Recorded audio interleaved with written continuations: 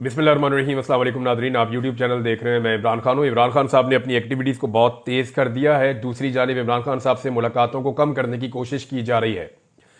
अब सिचुएशन मैंने आपके सामने जो रखी, गुज़िश्ता 2 वीलॉग्स में चीज़ें उसी तरफ जा रही हैं। इमरान खान साहब जो हैं वो इस बात को भांप चुके हैं कि मुज़ाकरात के बहाने हुकूमत 26 नवंबर के साने को डाउन करना चाहती थी और वो टाइम लेना चाह रहे हैं, और पाकिस्तान तहरीक इंसाफ ने उनकी ये मदद ऑलमोस्ट कर दी है। अब इमरान खान साहब का जो स्टेटमेंट है पहले आप वो सुन लें, फिर चीज़ें आपके सामने रखता हूं कि इमरान खान की अडियाला जेल में वकला से और मीडिया से गुफ्तगू हुई है और ये स्टेटमेंट उनके अपने ट्विटर अकाउंट से शेयर किया गया है। मुज़ाकरात के हवाले से गैर संजीदगी का अंदाज़ा इस बात से लगाया जा सकता है कि मुज़ाकराती कमेटी से मेरी मीटिंग तक नहीं करवाई गई। ऐसा लगता है जैसे मुज़ाकरात का मकसद सिर्फ और सिर्फ वक्त का ज़िया था ताकि 26 नवंबर के इस्लामाबाद कत्ल पर अवामी रद्द-ए-अमल या रिएक्शन को कम किया जा सके। 26 नवंबर को पुरअमन शहरियों का कत्लेआम किया गया, उनको सीधी गोलियां मारकर डी चौक में खून से नहलाया गया। हमारे कई अफराद अब तक लापता हैं। किसी भी महज़्ज़ब माशरे में ऐसा वाक़या होने के बाद गोलियां चलाने वाले अपने अंजाम को पहुंच चुके होते, लेकिन यह हुकूमत अभी तक एक जुडिशल कमीशन की तश्कील नहीं कर पाई। जुडिशल कमीशन की हैसियत थर्ड अंपायर की होती है और सिर्फ एक गैर जानिबदार कमीशन ही 26 नवंबर और 9 मई के शोहदा को इंसाफ दिलवा सकता है। अगर इस कत्लेआम को दबा दिया गया तो पाकिस्तान में किसी का जानो माल महफूज नहीं होंगे। मेरा वाज़े पैगाम है कि अगर मुज़ाकराती अमल को लेकर हुकूमत यूं ही गैर संजीदा रही और जुडिशल कमीशन ना बनाया तो मुज़ाकरात को अगली मीटिंग के बाद रोक दिया जाएगा। 9 मई का फॉल्स फ्लैग ऑपरेशन भी एस्टेब्लिशमेंट की जानिब से ही किया गया था। उस रोज चौकियों से फौज और पुलिस हटाकर खुद ही आग लगाई गई और सीसीटीवी फुटेज भी चुरा ली गई। हम इन दोनों वाकयात की शफाफ तहकीकात चाहते हैं। हमने इस सिलसिले में बारहा सुप्रीम कोर्ट से भी मुतालबा किया है। 3 साल से इस मुल्क में आइन और कानून और इंसानी हुकूक की पामाली जारी है। लोगों के घरों का तकद्दुस पामाल करके उनको अगवा किया जा रहा है, तशद्दुद और जबर किया जा रहा है, उनके घर और कारोबार तबाह किए गए हैं। हमारे हर टिकट होल्डर के लिए उनके हलकों में जिंदगी तंग कर दी गई। मेरा अपना घर 2 मरतबा तोड़ा गया। हमने इस सिलसिले में लाहौर हाई कोर्ट से रुजू किया। यह केस जस्टिस बाकिर नजफी की सरबराही में 5 जजेस ने सुना, मगर 1.5 साल से उसका फैसला महफूज है और सुनाया नहीं जा रहा। फिर हमने इस्लामाबाद हाई कोर्ट में जस्टिस आमिर फारूक और सुप्रीम कोर्ट में काजी फायद ईसा से भी रुजू किया, लेकिन उन दोनों ने एस्टेब्लिशमेंट के ओपनिंग बैट्समैन का किरदार अदा किया। जो हमारे बेकसूर लोग मिलिट्री तहवील में रहे उन पर शदीद तरीन ज़हनी और जिस्मानी तशद्दुद किया गया। मेरी इतला के मुताबिक 3 लड़कों ने दौरान हिरासत खुदकुशी की कोशिश की। समी वजीर की हालत इस तशद्दुद का मुंह बोलता सबूत है।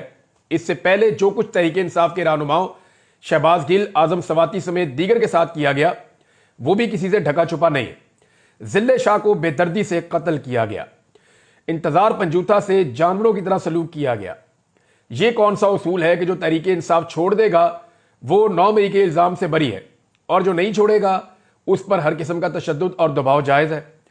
हमें पाकिस्तानी निज़ाम अदल से बार बार रुजू करने के बावजूद भी इंसाफ नहीं मिल सका, जिसके बाद हमारे पास बैनुल अक़वामी फोरम्स पर आवाज़ उठाने के अलावा कोई रास्ता नहीं बचा है। पाकिस्तान की हुकूमत इंसानी हकूक को लेकर बैनुल अक़वामी कवानीन और मुआहिदों की पाबंद है। मैंने वकला को हदायत की है कि इन मामलात को आलमी फोरम्स पर उठाया जाए और पाकिस्तान में जारी इंसानी हुकूक की खिलाफ वर्जियों पर अपनी आवाज़ दुनिया तक पहुंचाई जाए।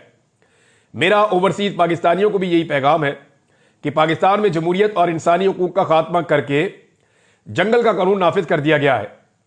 इसलिए आपकी जानिब से तरसीलात ज़र का बाइकआउट बहुत अहम है। पाकिस्तान में मुकीम आपके प्यारों को भी वही हुकूक हासिल होने चाहिए जो आपको बैरून ममालिक में हासिल है। जब तमाम एजेंसियों को एक सियासी जमात को कुचलने पर लगा दिया जाएगा फिर दहशतगर्दों से कौन लड़ेगा? यही रिमार्क सुप्रीम कोर्ट के जजेस जस्टिस अतर मिनुल्लाह और जस्टिस मंदोखेल ने भी दिए हैं कि खुफिया इदारों को सियासी इंजीनियरिंग पर लगा दिया गया है। झूठ बोलकर हमारी हुकूमत पर तालिबान की आबादकारी का इल्जाम लगाया गया। हमारी हुकूमत के दौरान बल्कि हुकूमत के खात्मे के 1 साल बाद तक भी दहशतगर्दी ने सर नहीं उठाया था। यह सब कुछ उन्हीं का कसूर है जो बलूचिस्तान के हालात के जिम्मेदार हैं। इन सब तजर्बात की बदौलत पाकिस्तान में मईशत का हाल बदतरीन है। वर्ल्ड बैंक की हालिया रिपोर्ट के मुताबिक मजीद 1 करोड़ 30 लाख अफराद गुर्बत की लकीर से नीचे जा चुके हैं। عدلیہ، نیب، ایف آئی اے، پولیس سمیت ہر ادارہ تحریک انصاف کے پیچھے لگا دیا گیا ہے، جس کی وجہ سے ملک کا سیاسی اور معاشی نظام درم برم ہے اور عدم استحکام عروج پر ہے۔ جب تک سیاسی عدم استحکام رہے گا، گروتھ ریٹ صفر ہوگا۔ یہ سب 10 سالہ آمریت کے منصوبے کو مضبوط کرنے کے لیے کیا گیا ہے۔ جو بھی اس لاقانونیت کا ساتھ دیتا ہے اس کی اربوں کی چوری معاف کر دی جاتی ہے۔ پاکستان کی تاریخ میں کسی لیڈر پر 280 کیسز نہیں بنائے گئے۔ ایسا صرف جنرل یحییٰ نے مجیب الرحمان کے ساتھ کیا تھا، جو میرے ساتھ کیا جا رہا ہے۔ ایک اور چیز عمران خان صاحب نے کلیئر کی ہے بشرا بی بی کے حوالے سے۔ انہوں نے کہا کہ بشرا بی بی ایک گھریلو اور پردہ دار خاتون ہے، ان پر بے بنیاد اور جھوٹے کیسز صرف مجھے دباؤ میں لانے کے لیے بنائے گئے۔ القادر کیس بھی اسی سلسلے کی ایک کڑی ہے۔ بشرا بی بی کو پہلے 3 مہینے بنی گالہ میں ایک کمرے میں قید رکھا گیا۔ انہوں نے خود ہائی کورٹ میں پٹیشن دائر کی کہ مجھے عام قیدیوں کی طرح جیل میں رکھا جائے۔ اڈیالہ جیل میں 9 مہینے سخت ترین قید میں ان کو رکھا گیا، جس کا مقصد ہمیں دباؤ میں لانے کے علاوہ کچھ نہیں تھا۔ بشرا بی بی کا کسی سے کوئی رابطہ نہیں ہے، یہ محض پروپیگنڈا ہے۔ ہماری مذاکراتی کمیٹی ہی ان معاملات کو دیکھ رہی ہے۔ بشرا بی بی کے خلاف سوشل میڈیا کمپین کی شدید الفاظ میں مذمت کرتا ہوں۔ اس تاثر کی سختی سے تردید کرتا ہوں کہ سنگجانی میں رکنے کے بعد مجھے رہا کرنا طے تھا۔ سنگجانی جیسے ایشوز کو اصل معاملات سے توجہ ہٹانے کے لیے استعمال کیا جاتا رہا ہے۔ حکومت کی بددیانتی کو اچھی طرح سمجھتا ہوں۔ میں 3.5 سال وزیر اعظم رہا ہوں، اچھی طرح سمجھتا ہوں کہ یہ کیسے کام کرتے ہیں۔ اسلام آباد ڈی چوک میں کارکنان کے ہمراہ پہنچ جانا بشرا بی بی کی کامیابی تھی، جس پر ان کو خراج تحسین پیش کرتا ہوں۔ انہوں نے میری ہدایات پر ہی عمل کیا۔ یہ عمران خان صاحب نے وکلا سے اور میڈیا سے گفتگو کی جیل کے اندر۔ یہ ساری چیزیں میں نے آپ کو بتا دی۔ علیمہ خان صاحبہ نے بھی باہر آنے کے بعد بات کی۔ ایک تو علیمہ خان صاحبہ کو آج ملنے کے لیے نہیں بھیجا جا رہا تھا، دوسری بہن اندر گئی اور علیمہ خان صاحبہ کو اندر نہیں جانے دیا گیا پہلے، پھر عمران خان صاحب نے جو ہے وہ سماعت رکوا دی۔ علیمہ خان صاحبہ نے بعد میں میڈیا کو کچھ چیزیں بتائی ہیں۔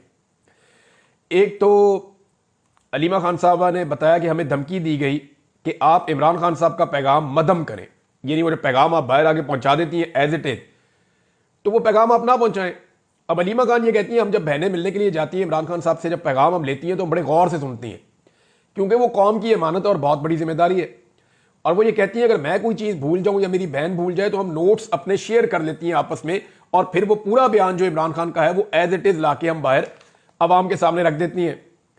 اچھا، اس پہ ان کو دھمکایا گیا کہ آپ کی آرٹیفیشل انٹیلیجنس کی ہم ویڈیو نکال دیں گے۔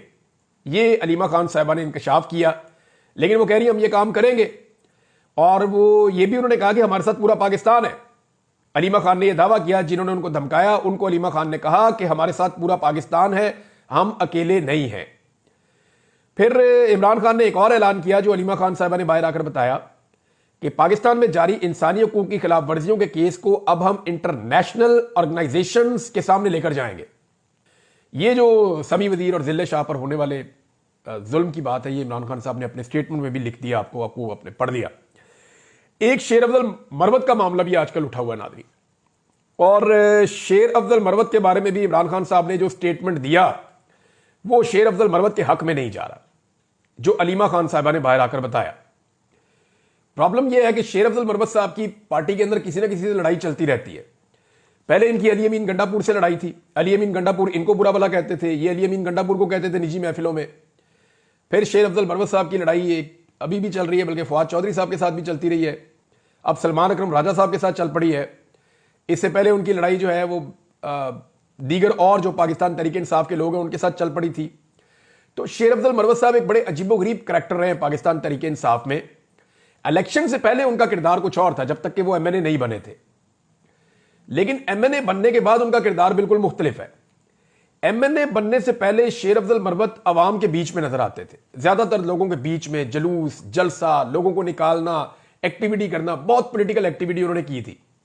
پاکستان تحریک انصاف کے بہت سارے لوگ یہ الزام لگاتے ہیں، بلکہ علی امین گنڈا پور صاحب بھی یہ نجی محفلوں میں کہتے ہیں کہ شیر افضل مروت جو ہے یہ اسٹیبلشمنٹ کا آدمی تھا، اس کو لانچ کیا گیا تھا، اور بقول علی امین گنڈا پور صاحب کے کہ یہ بندہ اس لیے لانچ کیا گیا تھا کہ اس کو وزیر اعلیٰ خیبر پختونخوا بنانا تھا یا کوئی بڑا عہدہ دینا تھا۔ اور اس وقت علی امین گنڈا پور کو باہر نکلنے کی اجازت نہیں تھی، مراد سعید کو باہر نکلنے کی اجازت نہیں تھی، عاطف خان کو باہر نکلنے کی اجازت نہیں تھی، جنید اکبر کو باہر نکلنے کی اجازت نہیں تھی۔ باقی بہت سارے پاکستان تحریک انصاف کے لوگ ہیں جو بیچارے ترستے تھے کہ باہر نکل کے ہم اپنی الیکشن کمپین کریں. تو اس وقت شیر افضل مروت یہ کیسے ممکن ہے کہ وہ کھلا کر عمران خان کے لیے کمپین کر رہے تھے؟ تو یہ پارٹی کے اندر بہت سارے لوگ اس بارے میں یہی سوچتے تھے. اور گنڈا پور صاحب نے مجھے خود کہا, میں حلفاً آپ کو بتا دیتا ہوں, انہوں نے کہا کہ کبھی آپ نے سوچا ہے کہ شیر افضل مروت وہ سارا کچھ کیوں کر پا رہا تھا جو ہم نہیں کر پا رہے تھے؟ کیا وہ ہم سے زیادہ بہادر ہے, یا ہم سے زیادہ قبیلے والا ہے, یا ہم سے زیادہ تگڑا آدمی ہے؟ تو انہوں نے کہا کہ اس لیے کہ ان کو اسٹیبلشمنٹ کا آشرواد تھا کہ کرو جو دل کرتا ہے کرو. یہ گنڈا پور صاحب نے کہا. تو جب الیکشن ہو گیا, شیر افضل مروت صاحب بن گئے ایم این اے, تو ان کے وہ مقاصد پورے نہیں ہوئے. انہیں کچھ نہ خیبر پختونخوا میں ملا اور نہ وفاق کے اندر ان کو اپوزیشن لیڈر بنایا گیا. اپوزیشن لیڈر وہ بننا چاہتے تھے, یہ میں ذاتی طور پہ جانتا ہوں. شیر افضل مروت صاحب نے پورا زور لگایا اس کے لیے, انہوں نے بہت سارے لوگوں سے رابطہ بھی کیا. میری اور ان کی جو واحد ایک ٹیلی فونک کال ہوئی ہے, زندگی میں ایک ہی ٹیلی فونک کال ہوئی ہے, تو میں حیران ہو گیا کہ ایک آدمی چھوٹتے ہی میرے سے ایسی بات کیسے کر سکتا ہے. یعنی انہوں نے مجھے کہا کہ میں بننا چاہتا ہوں اپوزیشن لیڈر اور آپ میرے لیے لابنگ کریں. تو میں نے کہا جی میں لابنگ کیسے کروں؟ میں نے ہنسنا شروع کر دیا.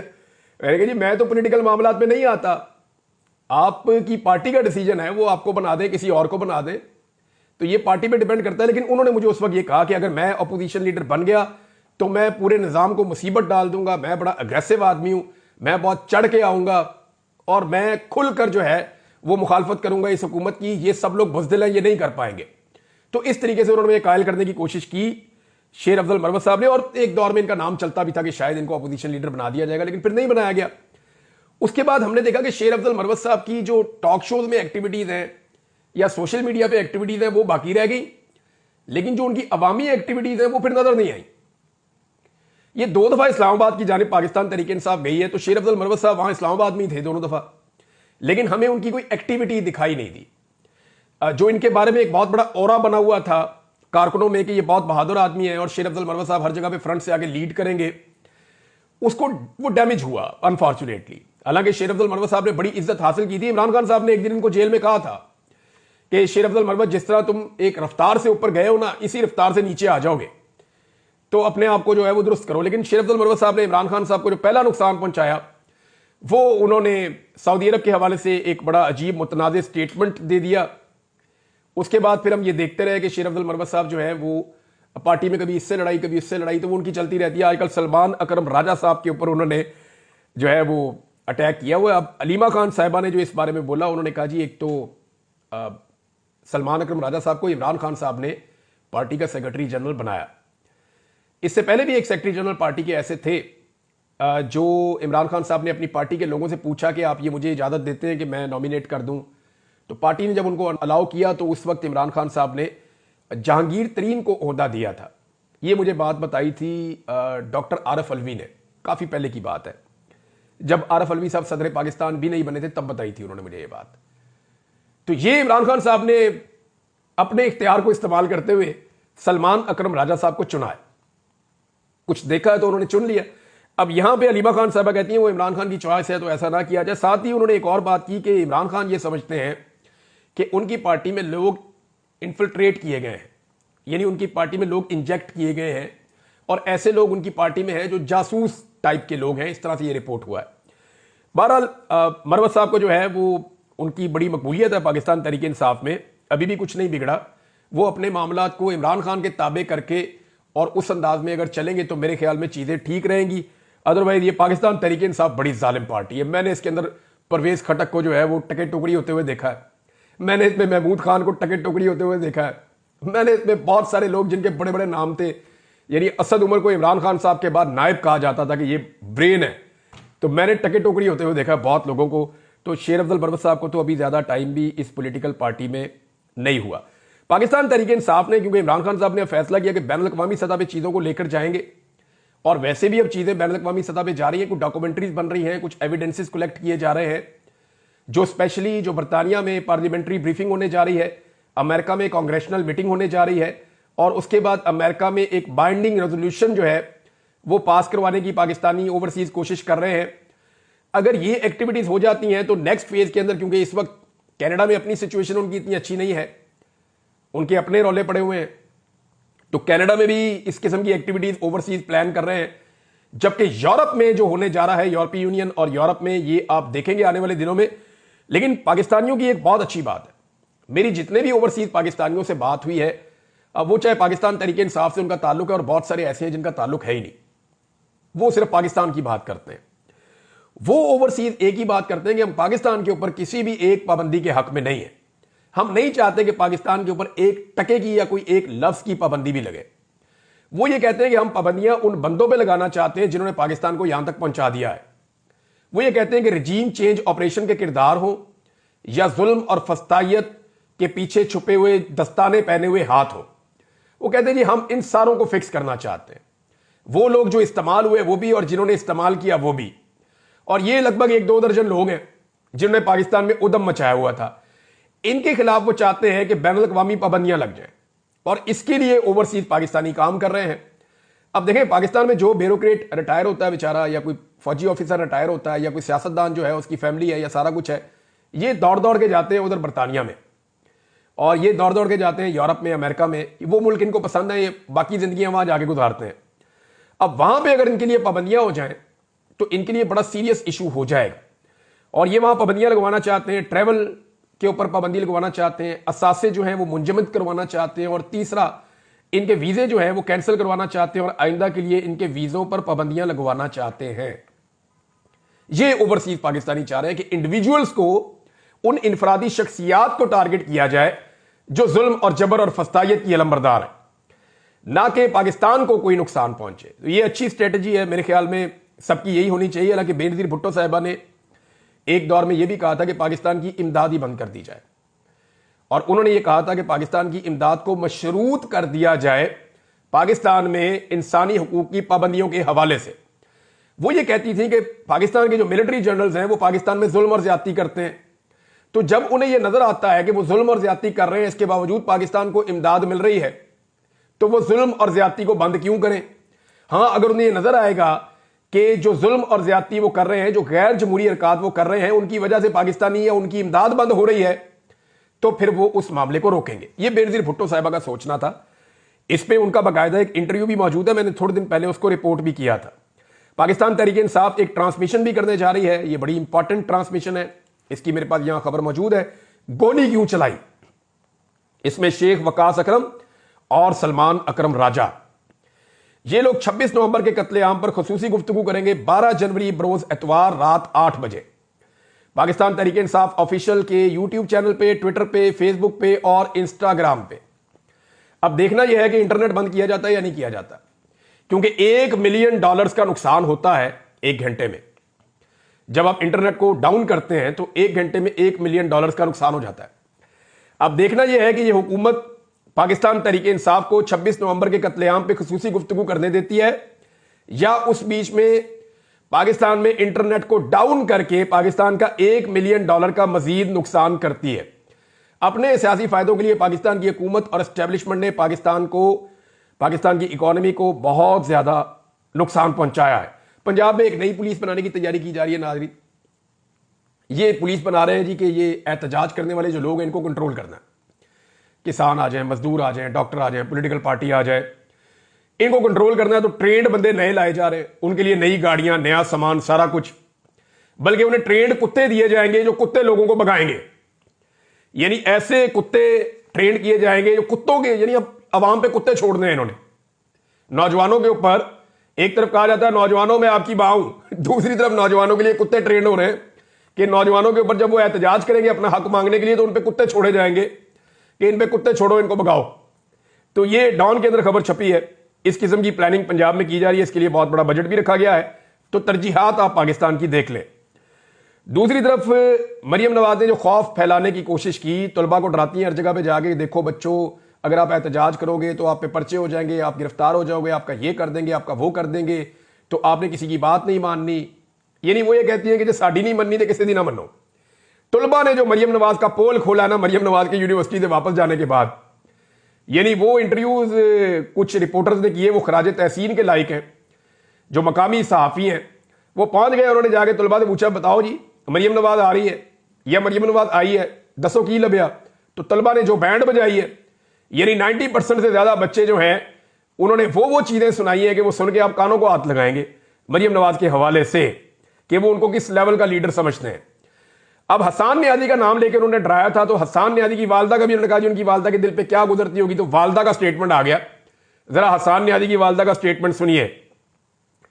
वो कहती हैं जी मैंने हसान नियाज़ी से कहा कि मुझे खुशी है कि उसे 10 साल सजा हुई है, अगर उसे 2 साल सजा होती तो मुझे अफसोस होता। मेरा बेटा फस्तायत के दौर में जुल्म के खिलाफ खड़ा है और मुझे उसके ऊपर फख्र है। यह है जी हसान नियाज़ी की वालदा। तो मरियम नवाज की सोच क्योंकि और तरह की है, इन्होंने बेशुमार पैसा इकट्ठा किया, ये अपनी औलाद को लेकर कुछ और सोचते हैं। तो पाकिस्तान में बेशुमार वालिदैन ऐसे हैं जो अपनी औलाद की कुर्बानी देते हैं। आप देखें ना, आप शोहदा के घर चले जाएं, चाहे वो फौजी है या पुलिस वाला है या कोई आम आदमी है, अरशद शरीफ की वालदा के घर चले जाएं, वो आपको अफसोस नहीं करती, वो अपने बेटे पे फख्र करती है। और ये वो लोग हैं जिन्होंने अपने बच्चों को जानबूझकर खतरे के मुंह में भेजा है। ये ऐसा है और बेशुमार लोगों के साथ है और लगातार है, लेकिन लोग अपना मौक़िफ़ नहीं बदल रहे। कुछ और चीजें शेयर करता हूं लेकिन अगले वीलॉग में। अब तक के लिए इतने, अपना ख्याल रखिएगा, अपने चैनल का भी। अल्लाह हाफ़िज़।